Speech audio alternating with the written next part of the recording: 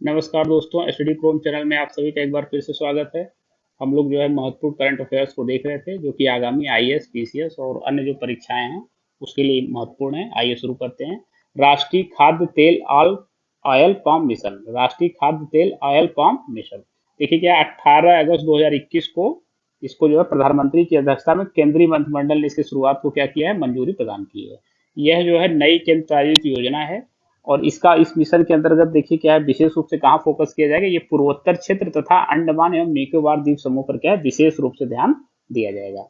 इसका देखिए उद्देश्य देख लेते हैं। इसका पहला उद्देश्य 2025-26 तक क्या करना है, आयल पाम का जो क्षेत्र है उसको अतिरिक्त क्षेत्र कवर करना है, 6.5 लाख हेक्टेयर अतिरिक्त क्षेत्र को।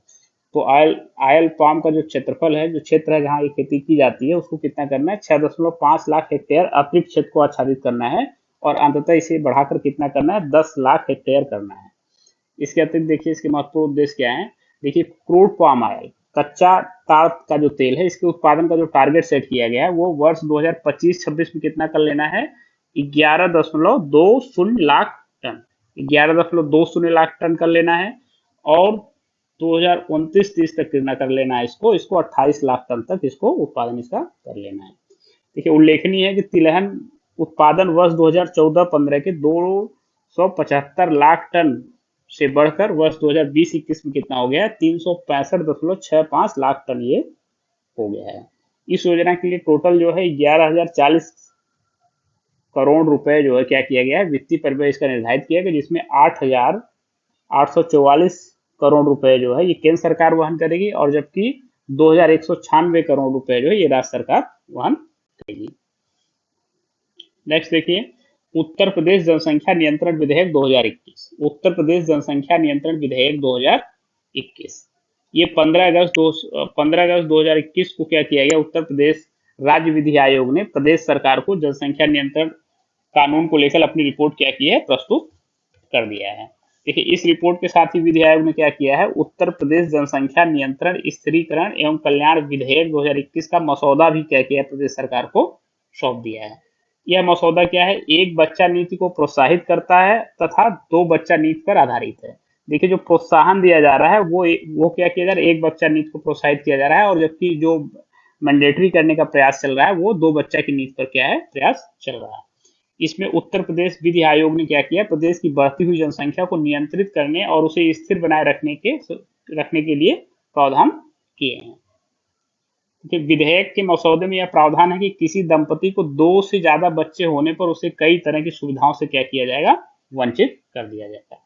जैसे राज्य सरकार की स्वास्थ्य योजनाओं से वंचित कर दिया जाएगा।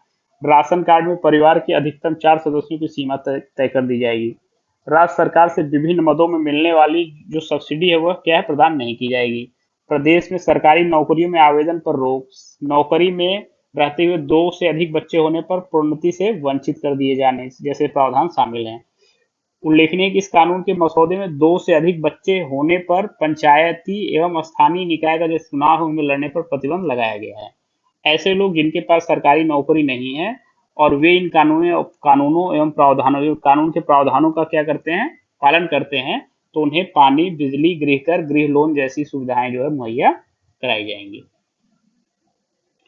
नेक्स्ट देखिएगा, जलियांवाला बाग शताब्दी स्मारक पार्क। जलियांवाला बाग शताब्दी स्मारक पार्क, इसको देखिए कब इसको स्थापित किया गया, 14 अगस्त 2021 को इसको क्या किया गया, स्थापित किया गया।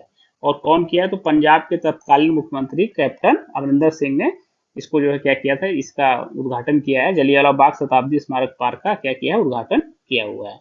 पंजाब के अमृतसर जिले में है ये, और अमृतसर जिले में कहाँ पे है, रणजीत एवेन्यू में स्थित अमृत आनंद आनंद पार्क में यह क्या है, यह अवस्थित है। मुख्यमंत्री ने गुरु नानक देव विश्वविद्यालय में जलियांवाला बाग पीठ की स्थापना की घोषणा की इसी के साथ। यह पार्क जो है 4,490 वर्ग मीटर से अधिक क्षेत्र में क्या हुआ है, निर्मित है ये। इस शताब्दी स्मारक के तहत जो है स्मारक के तहत सफेद संगमरमर के 5 स्तंभों का क्या किया गया है, निर्माण किया गया है। जलियांवाला बाग स्मारक अधिनियम 1951 के माध्यम से क्या है, जलियांवाला बाग को एक राष्ट्रीय स्मारक घोषित किया गया। इसके बाद देखिए यह प्रश्न बहुत इंपॉर्टेंट है, प्रधानमंत्री उज्ज्वला योजना 2.0। प्रधानमंत्री उज्ज्वला योजना 2.0 इसको ध्यान रखिए कब इसका पूछा जा सकता है कि कब शुरू की गई, तो ये 10 अगस्त 2021 को। कब इसकी शुरुआत की गई प्रधानमंत्री उज्ज्वला योजना 2.0 की? 10 अगस्त 2021 को। कौन किया? तो प्रधानमंत्री श्री नरेंद्र मोदी जी ने इसको किया हुआ है। कहाँ से? तो उत्तर प्रदेश के महोबा जिले से आभासी माध्यम से। ये सारी चीजें आप ध्यान रखेंगे। कब? तो 10 अगस्त 2021 को। कौन किया? प्रधानमंत्री श्री नरेंद्र मोदी ने। और कहाँ से? तो ये उत्तर प्रदेश के महोबा जिले से और आभासी माध्यम से किया गया। इसमें देखिए क्या प्रावधान है। वित्तीय वर्ष 2021-22 के केंद्रीय बजट में पीएमयूवाई योजना के तहत जो है 1 करोड़ अतिरिक्त एलपीजी कनेक्शन वितरण की घोषणा की गई थी, जो प्रधानमंत्री उज्ज्वला योजना 2.0 के तहत जो है प्रदान किए जाएंगे। तो जो बजट में घोषणा की गई थी उसके अंतर्गत जो है क्या है, इसी योजना के तहत क्या है 1 करोड़ अतिरिक्त एलपीजी कनेक्शन क्या किए जाएंगे, वितरित किए जाएंगे। पीएमयूवाई 2.0 के तहत जो है कम आय वाले उन परिवारों को आच्छादित किया जाएगा जिन्हें पहले चरण के तहत शामिल नहीं किया गया है। ये आप ध्यान रखने के, जब पीएमयूवाई का पहला चरण चल रहा था तो उनमें जिनको आच्छादित नहीं किया जा सका उनको क्या इसके तहत आच्छादित किया जाएगा। और उज्ज्वला 2.0 के तहत लाभार्थियों को पहला रिफिल और चूल्हा, जो पहला रिफिल है और जो चूल्हा है वो क्या किया, इनको निःशुल्क प्रदान किया जाएगा। मतलब जो पहली बार सिलेंडर भराया जाएगा वो क्या रहेगा, निःशुल्क रहेगा। देखिए प्रधानमंत्री उज्ज्वला योजना को समझ लेते हैं। जो प्रथम चरण था या जब इसकी शुरुआत हुई थी, तो कब हुआ था, ये पूछा हुआ था प्रश्न जब हुआ था इसकी शुरुआत, तो 1 मई 2016 को हुआ था। और स्लोगन इसका क्या था, स्वच्छ ईंधन बेहतर जीवन। और कहाँ से थी, बलिया से हुआ था, उत्तर प्रदेश जिले से। बलिया उत्तर प्रदेश से हुआ था। उद्देश्य क्या है देखिए, पारंपरिक ईंधनों जैसे लकड़ी, कोयला, उपले आदि इत्यादि का जो उपयोग करने वाले ग्रामीण एवं वंचित वर्ग के परिवारों को क्या है, स्वच्छ ईंधन जैसे एलपीजी उपलब्ध करवाना इसका उद्देश्य था। गरीबी रेखा से नीचे जीवन यापन करने वाले परिवारों की 5 करोड़ जो महिला सदस्यों को क्या करना था, मुफ्त एलपीजी कनेक्शन उपलब्ध कराने का लक्ष्य रखा गया था इस योजना के तहत। और वर्ष 2018 में क्या था, इस योजना का विस्तार करके 7 और श्रेणियों की महिला लाभार्थियों को क्या किया गया था, इसमें शामिल कर दिया गया था। तो ये 7 श्रेणियां क्या थी, ये जैसे अनुसूचित जाति, अनुसूचित जनजाति, प्रधानमंत्री आवास योजना ग्रामीण, अंत्योदय अन्न योजना, अन्य पिछड़ा वर्ग, चाय बागान से संबंधित जनजाति वनवासी और द्वीपीय क्षेत्र और नदी द्वीपों में निवास करने वाले जो लोग थे उनको इसमें क्या किया गया था, शामिल कर लिया गया था। इसके साथ ही एलपीजी कनेक्शन उपलब्ध कराने के लक्ष्य को संशोधित कर 8 करोड़ कर दिया गया है। अब क्या इसके साथ ही क्या किया था, एलपीजी कनेक्शन उपलब्ध कराने का जो लक्ष्य है वो संशोधित कर 8 करोड़ कर दिया गया है। और 7 सितंबर 2019 को प्रधानमंत्री नरेंद्र मोदी ने क्या किया था, 8 करोड़वां एलपीजी कनेक्शन औरंगाबाद महाराष्ट्र में वितरित किया था। ये भी ध्यान रखने की बात है। ये प्रथम चरण में ये सब चीजें जो है हुई थी। इसके बाद देखिए शून्य अभियान। शून्य अभियान क्या है, ये 15 सितंबर 2021 को इसको क्या किया गया है, प्रारंभ किया गया है। और कौन किया है, तो ये नीति आयोग ने आरएमआई और एवं आरएमआई इंडिया, नीति आयोग ने आरएमआई एवं आरएमआई इंडिया के साथ मिलकर इसको क्या किया है, प्रारंभ किया है। यह उपभोक्ताओं एवं उद्योग के साथ मिलकर शून्य प्रदूषण आपूर्ति वाहनों को बढ़ावा देने की पहल है।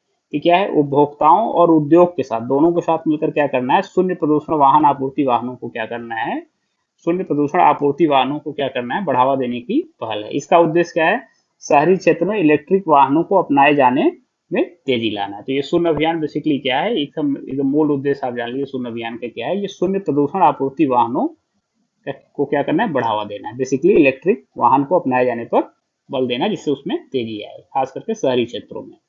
इसके बाद देखिए लद्दाख में केंद्रीय विश्वविद्यालय की स्थापना। देखिए लद्दाख में ये पहले केंद्रीय विश्वविद्यालय की स्थापना हुई है 12 अगस्त 2021 को जो है केंद्रीय विश्वविद्यालय संशोधन अधिनियम 2021 किस अधिनियम के तहत हुई, तो ध्यान रखना है, केंद्रीय विश्वविद्यालय संशोधन अधिनियम 2021 के तहत राष्ट्रपति जो ये केंद्रीय विश्वविद्यालय संशोधन विधेयक था 2021, इसको क्या किया है, राष्ट्रपति ने मंजूरी प्रदान कर दी है। और इसी के पश्चात क्या हुआ है, यहाँ पे केंद्रीय विश्वविद्यालय की स्थापना हो गई है।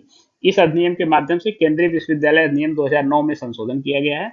संशोधन द्वारा देखिए क्या हुआ, लद्दाख में एक केंद्रीय विश्वविद्यालय की स्थापना का प्रावधान किया गया है। इसका नाम क्या होगा, लद्दाख में जो केंद्रीय विश्वविद्यालय, इसका नाम होगा सिंधु केंद्रीय विश्वविद्यालय। ध्यान रखना है, सिंधु नदी लद्दाख क्षेत्र से होकर बहती है, इसलिए इसका नाम उसी नदी के नाम पर रखा गया, सिंधु केंद्रीय विश्वविद्यालय।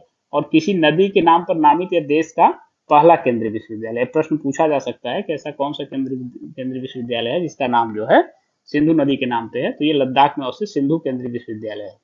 इस विश्वविद्यालय का अधिकार क्षेत्र कहाँ पर रहेगा, ये लेह और कारगिल सहित पूरा लद्दाख क्षेत्र होगा। तो एक तरह से पूरा लद्दाख क्षेत्र होगा जिसमें लेह और कारगिल भी क्या है सम्मिलित हैं। इसके पहले देखिए क्या था, जम्मू कश्मीर में कौन कौन से जो है वो है केंद्रीय विश्वविद्यालय हैं। तो एक जम्मू केंद्रीय विश्वविद्यालय है और दूसरा क्या है, कश्मीर केंद्रीय विश्वविद्यालय। तो अगर आप इस तरह से देखेंगे तो जो जम्मू कश्मीर राज्य था उसमें पहले से दो केंद्रीय विश्वविद्यालय थे, जम्मू केंद्रीय विश्वविद्यालय एवं कश्मीर केंद्रीय विश्वविद्यालय। ये जो इसका अधिकार क्षेत्र जो है इन दोनों का कहाँ पे आता था, ये लद्दाख क्षेत्र में भी आता था। लेकिन अभी चूंकि लद्दाख और जम्मू कश्मीर अलग अलग हो गए हैं और ये यूनियन टेरिटरी बन गए हैं, इसलिए लद्दाख के लिए एक अलग केंद्रीय विश्वविद्यालय का गठन किया गया है और उसका नाम क्या है, सिंधु केंद्रीय विश्वविद्यालय रखा गया है। इसके बाद देखिए एकीकृत बहुउद्देशीय अवसंरचना विकास निगम, एकीकृत बहुउद्देशीय और अवसंरचना विकास निगम, ये 22 जुलाई 2021 को केंद्रीय मंत्रिमंडल ने क्या किया, लद्दाख में एक एकीकृत बहुउद्देशीय अवसंरचना विकास निगम का क्या किया है कि स्थापना को मंजूरी प्रदान की है। ये इसका मुख्य कार्य क्या होगा, यह क्या करेगा, लद्दाख में अवसंरचना विकास के लिए मुख्य निर्माण एजेंसी का कार्य करेगा। तो ये जो एकीकृत बहुउद्देशीय अवसंरचना विकास निगम जो स्थापित किया गया है क्या करेगा, यह लद्दाख में मुख्य निर्माण एजेंसी का कार्य करेगा।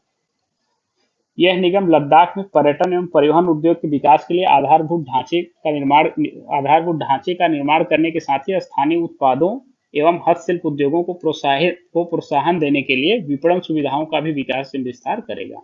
देखिए पर्यटन एवं परिवहन उद्योग को क्या करेगा, बढ़ावा देगा, साथ ही स्थानीय उत्पाद और हस्तशिल्प जो उद्योग हैं उनको क्या करेगा, प्रोत्साहित करेगा, उनकी विपणन सुविधाओं को क्या करेगा, बढ़ाया गया। इस निगम की स्थापना लद्दाख का एकीकृत और समावेशी विकास सुनिश्चित करना होगा।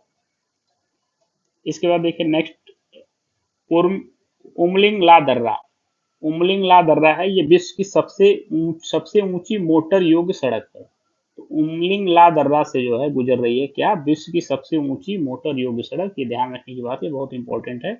4 अगस्त 2021 को सीमा सड़क संगठन बीआरओ बॉर्डर रोड ऑर्गेनाइजेशन ने पूर्वी लद्दाख में उमलिंग ला दर्रे पर क्या किया है, मोटर वाहन संचालन योग्य सड़क का निर्माण कर विश्व में एक नया कीर्तिमान स्थापित किया है। यह क्या 19,300 फीट की ऊंचाई पर स्थित यह विश्व की सबसे ऊंची मोटर योग्य सड़क है। इस सड़क का निर्माण कार्य वर्ष 2017 में क्या हुआ था, प्रारंभ हुआ था। इस सड़क का निर्माण प्रोजेक्ट हिमांग प्रोजेक्ट चल रहा था, प्रोजेक्ट हिमांग या हिमांग प्रोजेक्ट के तहत क्या किया गया है, इसका किया गया है। यह 52 किमी लंबी डामरीकृत रोड है, ध्यान रखना ये डामर से बनी हुई रोड है, डामरीकृत है, सीमेंटेड रोड नहीं है। इसमें जो इंपॉर्टेंट बात को ध्यान रखिए, देखिए प्रोजेक्ट हिमांग के तहत है और ये क्या है, विश्व की सबसे ऊंची जो है मोटर योग सड़क। और कहाँ पे बना है, ये उमलिंग ला दर्रे पे के पास में है ये। और कितनी लंबाई है इसकी, 52 किमी इसकी लंबाई है। देखिए उमलिंग ला टॉप से होकर गुजरने वाली यह सड़क लद्दाख के चीसुमले एवं देमचोक गांव को आपस में जोड़ती है। तो लद्दाख में किन दो गांवों को जोड़ती है, चीसुमले और देमचोक गांव को क्या करती है, आपस में जोड़ती है। यह सड़क जो है माउंट एवरेस्ट के आधार शिविरों से भी क्या है, ऊंचे स्थान पर निर्मित की गई है। कि माउंट एवरेस्ट पे जब कोई चढ़ाई करता है तो वहां पे एक बेस शिविर बना हुआ है जहां के बाद लोग क्या है अपनी चढ़ाई जो है प्रारंभ करते हैं। ये उससे भी क्या है, ये ऊंची बनी हुई है। उल्लेखनीय है कि माउंट एवरेस्ट का नेपाल स्थित जो दक्षिण आधार शिविर है, इसकी ऊंचाई कितनी है बेस कैंप की, ये 17,598 फीट। और जबकि तिब्बत स्थित जो उत्तरी आधार शिविर है ये जो 16,900 फीट ऊंचाई पे अवस्थित है। इस तरह से अगर आप देखेंगे 17,700 फीट की ऊंचाई पर स्थित सियाचिन ग्लेशियर से भी अधिक ऊंचाई पर यह सड़क क्या है, निर्मित की गई। ये भी ध्यान रखना है क्योंकि इसकी जो ऊंचाई है, अगर आप ध्यान देंगे यहाँ पे बताए हैं 19,300 फीट ऊंचाई है। इसके बाद देखिए प्रोजेक्ट हिमांग को देख लेते हैं, अभी हम चर्चा कर रहे थे। तो लद्दाख में सड़क और संरचना के विकास के लिए अगस्त 1985 में प्रोजेक्ट हिमांग को सीमा सड़क संगठन द्वारा लॉन्च किया गया था। तो ये अगस्त 1985 में इसको लॉन्च किया गया था, आप ध्यान रखेंगे। और कहाँ पे अवसंरचना के विकास के लिए, लद्दाख में। और कौन किया था, ये बीआरओ सीमा सड़क संगठन ने किया हुआ था। इस प्रोजेक्ट को द माउंटेन टेमर्स, इस प्रोजेक्ट को क्या करते हैं, द माउंटेन टेमर्स के नाम से भी जाना जाता है। हिमांग परियोजना के तहत बीआरओ क्या करता है, वास्तविक नियंत्रण जो एलओसी होती है, लाइन ऑफ एक्चुअल कंट्रोल, वास्तविक नियंत्रण रेखा के साथ लद्दाख में सड़कों एवं संबंधित बुनियादी ढांचे के निर्माण और रखरखाव के लिए जिम्मेदार है, जिसमें खारदुंगला, तंगलांगला, चांगला दर्रे में विश्व की कुछ अत्यधिक ऊंची मोटर युक्त क्या है, सड़कें शामिल हैं। अभी तक देखिए विश्व की जो सबसे ऊंची सड़क थी 18,953 फीट थी, मोटर योग सड़क थी। का विश्व रिकॉर्ड किसके पास था? ये बोलिविया के पास था, बोलिविया के पास इसका रिकॉर्ड 10 था। और गिनीज वर्ल्ड रिकॉर्ड के अनुसार फेयर बैंक्स जो कि कहाँ से, अलास्का अमेरिका से सेंटियागो चिली तक, फिर यहाँ से पूर्व की ओर ब्यूनस आयरस तक, तथा ब्राजीलिया तक, ब्राजील तक जो है, ब्राजील तक जो है, ब्रासीलिया ब्राजील में समाप्त होने वाली पैन अमेरिकन हाईवे, यह क्या है? विश्व के सबसे लंबे मोटर योग सड़क है। देखिए सबसे लॉन्गेस्ट मोटरेबल जो रोड है ये कौन सी है? Fair banks. कहाँ से स्टार्ट होती है? ये स्टार्ट होती है अलास्का से, अमेरिका से, और वहां से आती है सन डिएगो जो कि चिली की राजधानी है। और उसके बाद वहां से जो है पूरब की ओर एक ब्यूनस आयरस आती है, अर्जेंटीना की राजधानी, और फिर ब्राजीलिया आती है, ये कहाँ पे? ब्राजील में। ये सबसे लंबी क्या है? मोटर योग सड़क। इसकी लंबाई टोटल कितनी है? इसकी लंबाई देख लीजिए, 24,140 किलोमीटर, 24,140 किलोमीटर। और मील में अगर आप देखेंगे 15,000 मील। इसके बाद देखिए लद्दाख का राज्य पशु एवं राज्य पक्षी, लद्दाख का राज्य पशु एवं राज्य पक्षी, ये देखिए क्या है?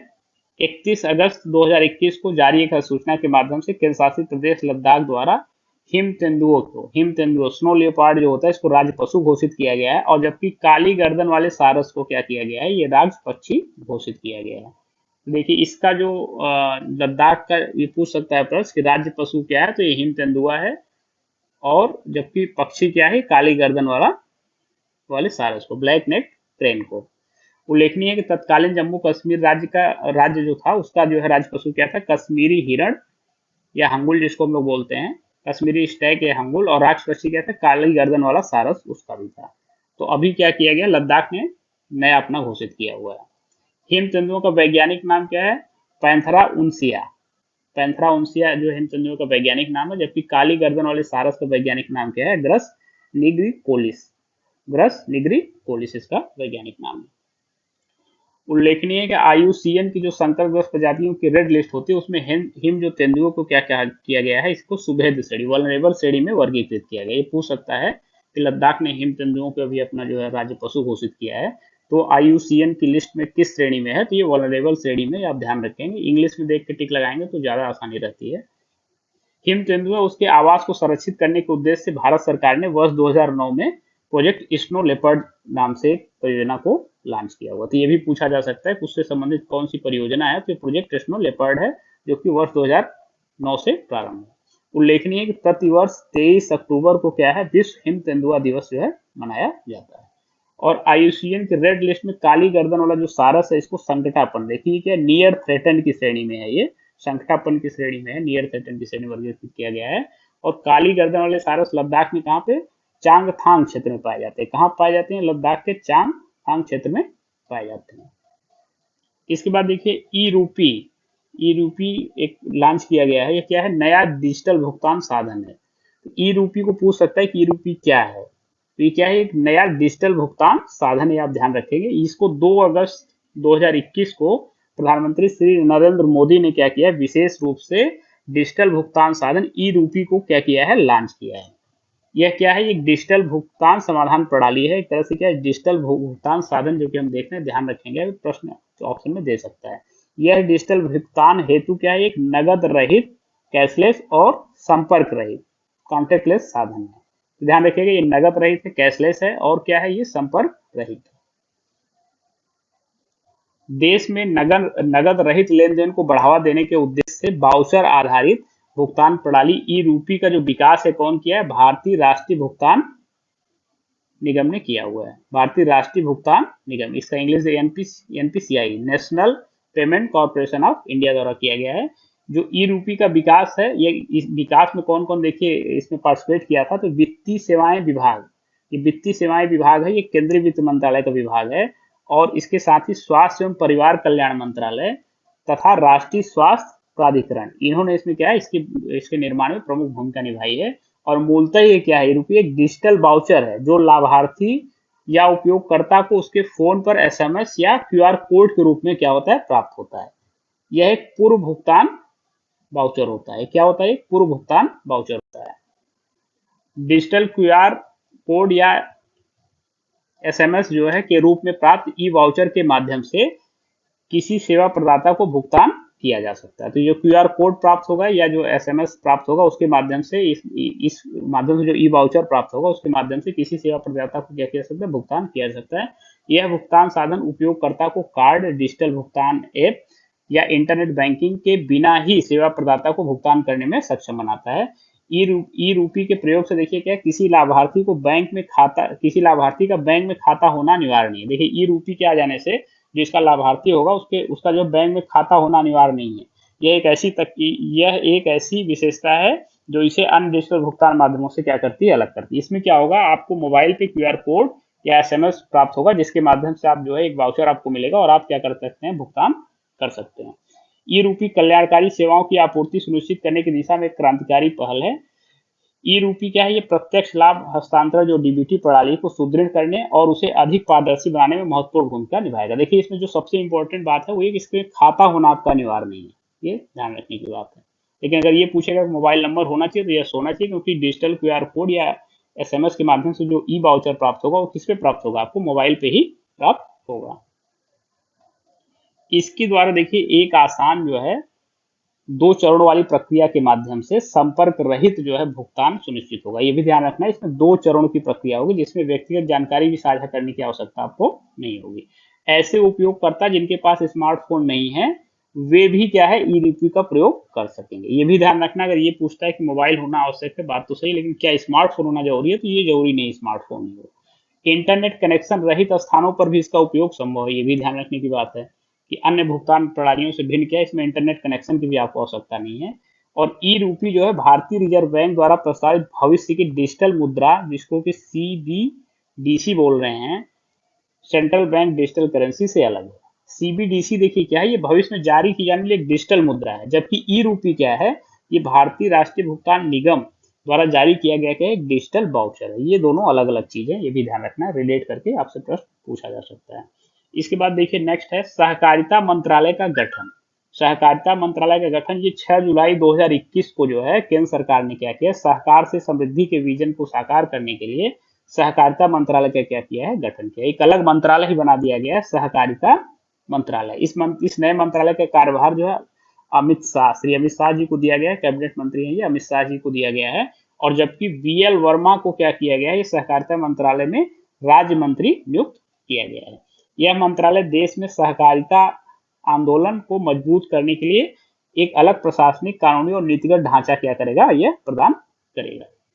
देखिए अब ये पूछा जा सकता है किस नए मंत्रालय का गठन हुआ है, तो ये 6 जुलाई 2021 को हुआ है सहकारिता मंत्रालय का। और पहली बार इसके कार्यभार किसको दिया गया, श्री अमित शाह जी को दिया गया है, कैबिनेट मंत्री, कैबिनेट गृह मंत्री हैं, इनको इसका कार्यभार जो है दिया गया है। तो ये इस मंत्रालय का प्रभार किसको दे दिया गया है, अमित शाह जी को दिया गया है। यह मंत्रालय सहकारी समितियों के लिए ईज ऑफ डूइंग बिजनेस की प्रक्रियाओं को क्या है, कारगर बनाने और बहुराज्य सहकारी समितियों के विकास को सक्षम बनाने के लिए कार्य करेगा। सहकारिता के महत्व को बढ़ावा देने के लिए संयुक्त राष्ट्र महासभा ने वर्ष 2012 को क्या किया गया, क्या किया था, सहकारिता का अंतर्राष्ट्रीय वर्ष घोषित किया गया। ये भी प्रश्न पूछा जा सकता है कि सहकारिता का अंतर्राष्ट्रीय वर्ष संयुक्त राष्ट्र महासभा ने कब घोषित किया, किस वर्ष को घोषित किया था, तो वर्ष 2012 को घोषित किया गया था।